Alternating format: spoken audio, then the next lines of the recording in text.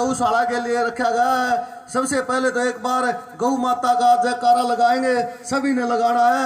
गौ माता की, गौ माता की, मोखरे गांव की, भाई साहब सूरजमल रोज की।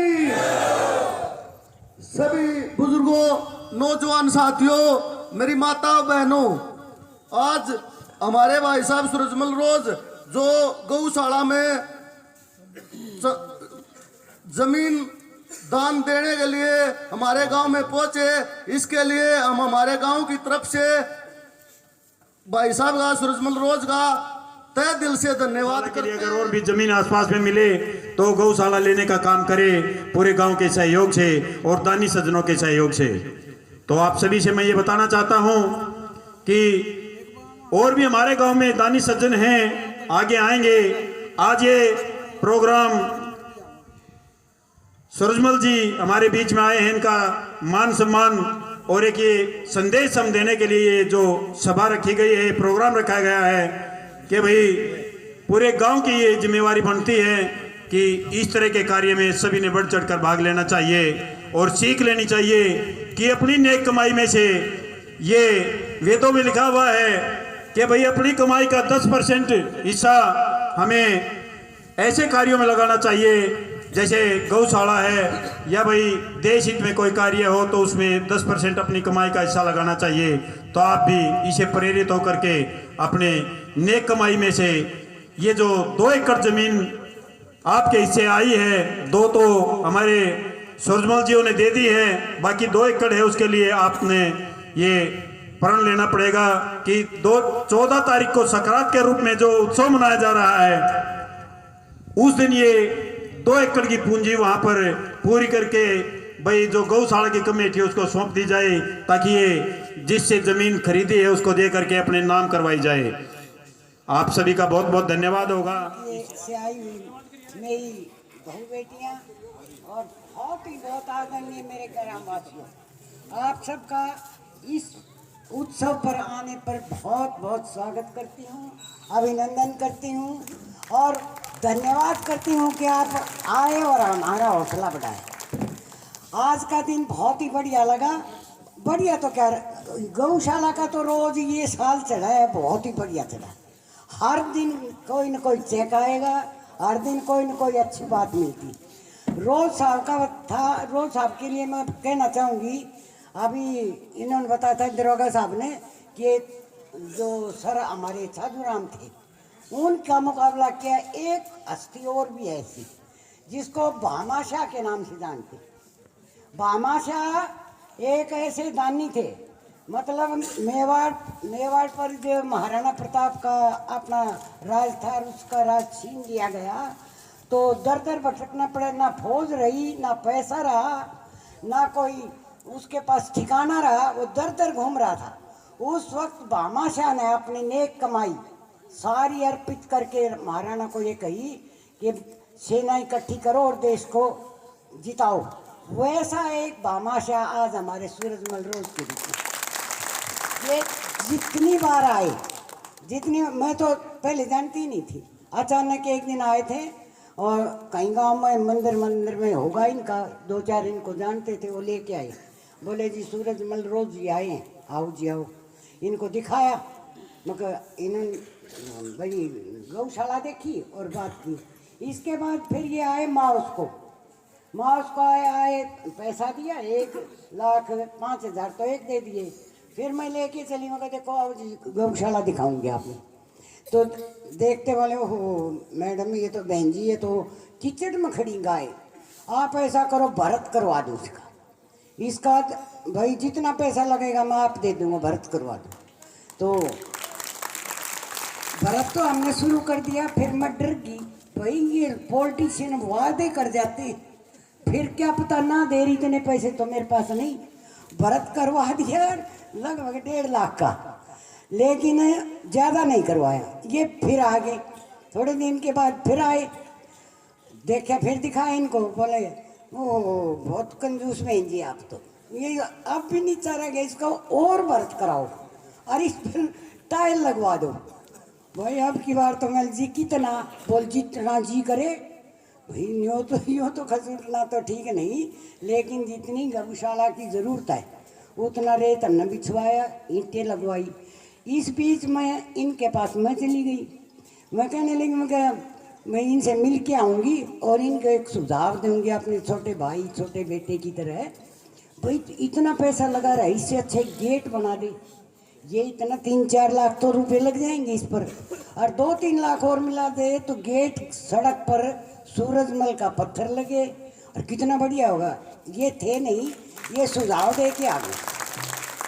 तो इनका जो लड़का वहाँ ऑफिस में कोई कर्मचारी बैठा था, उन्होंने इन तक पहुँचाई।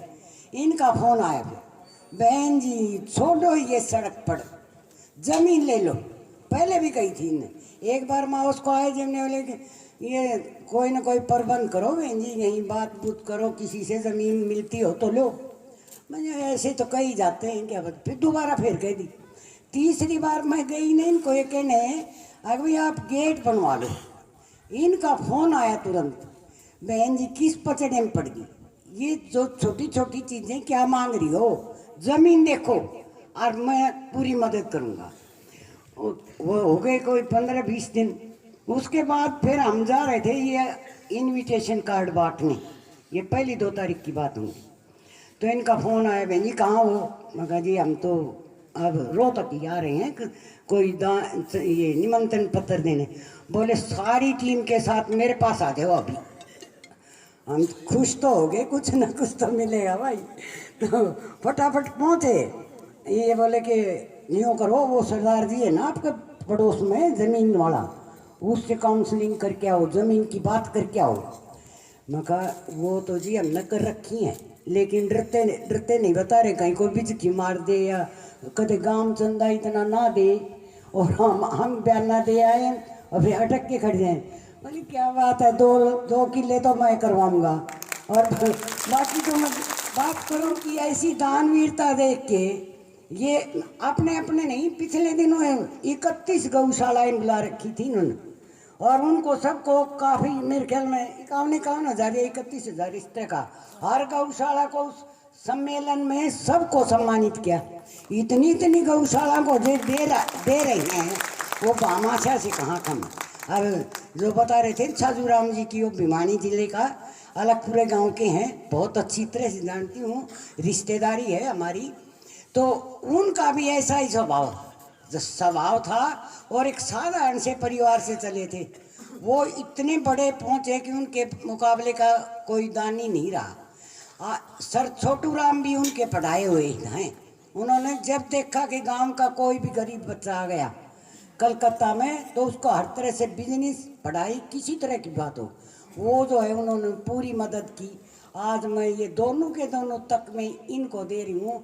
ये हमारे गांव के मोखरे के भामाशाह भी हैं और हमारे गांव के जो है ना छाजूराम जी भी है। इन शब्दों के साथ मैं एक अनुरोध आपसे करूँगी कि संक्रांत को सब आए, और संक्रांत नहीं, मैं शिकायत आपसे, आप कभी नहीं आते, देखते नहीं, थोड़े इस बड़ी उम्र में इतना काम करी, एक आधी बार तो शाबाश देने आ जाया करो। अगर भाई ठीक करा मैडम, अच्छा कर रखा, अच्छा कर रखा, यूँ आप कहोगे ना अच्छा कर रखा, अच्छा, मैं दुगना करूँगी और 2 साल 4 साल जीने की बजाय 10 साल जीऊँगी। आप आया करो। अब आप लोगों से एक ही अनुरोध है कि हमने पर्चियाँ छपाई हैं, अब जो अब पर्ची कटेंगी, संक्रांत को पर्ची कटेंगी, वो सब की सब भूमि दान से कटेंगी। अब तक तो चंदा है ना, गौ सेवा का चंदा काटते हैं हम, कि गौ सेवा की रसीद कटती है। अब जो आप आओगे संक्रांत के दिन, तो आपकी जो भूमि दान की, एक बात आप सबको पता है, हम देखो अन्न दान करते हैं, जल दान करते हैं, आटा और वही पानी वानी सब कुछ दान कर दिया, कपड़ा दे दिया, गरीब को पैसा दे दिया, लेकिन जिंदगी में भूमि दान कभी कभी आता है। अपने गांव में अब तक बताओ कितना भूमि दान हुआ? कभी नहीं हुआ। आज पहली बार इतना बड़ा दानी एक आ गया भूमि दान करने, और आप पीछे क्यों रहे? सब के सब भूमि दान करने के लिए रसीद कटवाने जरूर आना। 1 गज के 500 रुपये बहनों को बताया था। पेंशन में से 2-2 गज तो ले लियो, कुर्सी घाल नहीं पाऊंगी आगे स्वर्ग में। शुरू में मैं बैठी पाऊंगी और तुम आओगी तारी कुर्सी गली पाओगी, और जब फालतू दे दिए तो भाई तारे बालका बाबुआ की भी कुर्सी हुई फिक्स कर पाऊंगी। तो ज़रूर आना तुम, और सारी की सारी जो है अपनी पर्ची जैसी हैसियत है उस तरह की पर्ची कटवा के अपना अलग से योगदान देना। सारे के सारे ग्रामवासियों का मैं धन्यवाद करती हूँ कि आपकी वजह से गौशाला चली है। मेरे गुणों में मेरे पास कोई गुण नहीं, आप लोगों ने जो सहयोग दिया है, आप लोगों ने जो 20 लाख रुपया दिया, उससे इतनी हिम्मत आई, 20 क्या वो फिर तुम तो करोड़ जितना काम कर दिया। आप का जो दिया हुआ दान है उससे इतनी हिम्मत मिली, और इन बहनों का दिया हुआ आटा और इनकी रोटी, हमारी 150 गायों का पेट भरता है इन गांव की रोटियों से। उनका मतलब हमें आटा वाटा नहीं मिलाने की जरूरत नहीं पड़ती, रोटियों को भिगोते हैं और दलिया बना के डालते हैं। 150 गाय इनकी रोटियों से उनका पेट भरता है, सारी मोटी मोटी हो रही है। अब आओगे ना संक्रांत पर तो देखना सारी ऐसी मोटी मोटी होती सी गाय, घर की गाय भी ऐसी नहीं मिलती जैसी गौशाला की गाय।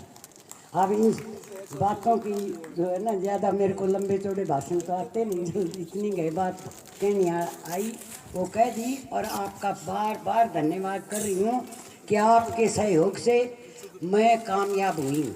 आप लोगों ने हौसला बढ़ाया, आप लोगों ने साथ दिया।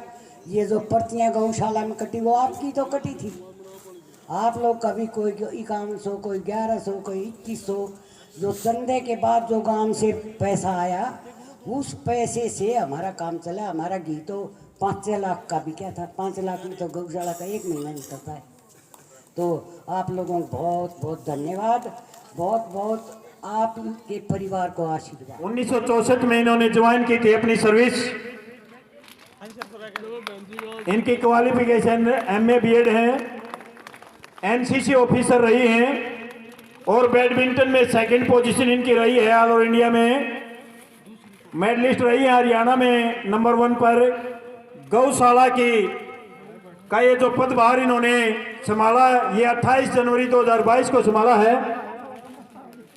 पूरी गौशाला कमेटी भी आ जाए एक बार पर। तो 28 जनवरी 2022 को मैडम ने ये कार्यभार अपने हाथों में लिया, और पूरे 1 साल भी नहीं हुआ, अभी चारों तरफ से आवाजें आ रही है कि भाई बहुत अच्छा कार्य मैडम कर रही हैं। तो बधाई के पात्र है मैडम, गौशाला को सुचारू रूप से चला रही हैं। भाई सूरजमल रोजियों का बहुत ही बड़ा दिल है भाई, गौशाला की पूरी कमेटी को भी भाई सम्मानित करें, जोरदार तालियां एक बार भाई। पूरी कमेटी आ जाए मंच पर, जो योगदान दे रहे हैं ये कमेटी है भाई, सभी को सम्मानित कर रहे हैं। सूरजमल जियों के लिए भाई जोरदार तालियां बजा दें एक बार। भाई बहुत ही अच्छे व्यक्तित्व के धनी हैं सूरजमल जी, भाई तालियों की गड़गड़ाहट रुकनी नहीं चाहिए इनके लिए। अंकल जी सामने देखो, अंकल जी सामने देखो भाई 29 साल मैडम ने सर्विस की, और उसके बाद अब गौशाला में या फिर गांव में कहीं चंदे के रूप में अपना योगदान मैडम का बहुत अच्छे रूप में रहा है। 39 साल मैडम सर्विस कर करके, और अभी उम्र के इस पड़ाव पे जो आराम करते हैं, लेकिन मैडम को चैन नहीं है। वो गौशाला में बहुत ही अच्छी मेहनत करके गौशाला को सुचारू रूप से चला रही हैं। शेयर करो, सब्सक्राइब करो। हाँ, और वो भी कर दियो। अरे वो एक कमेंट। हाँ भाई, वो भी करे अगर कमेंट हो है। हाँ वो जरूर करे अगर को कमी पैसी लागे थे।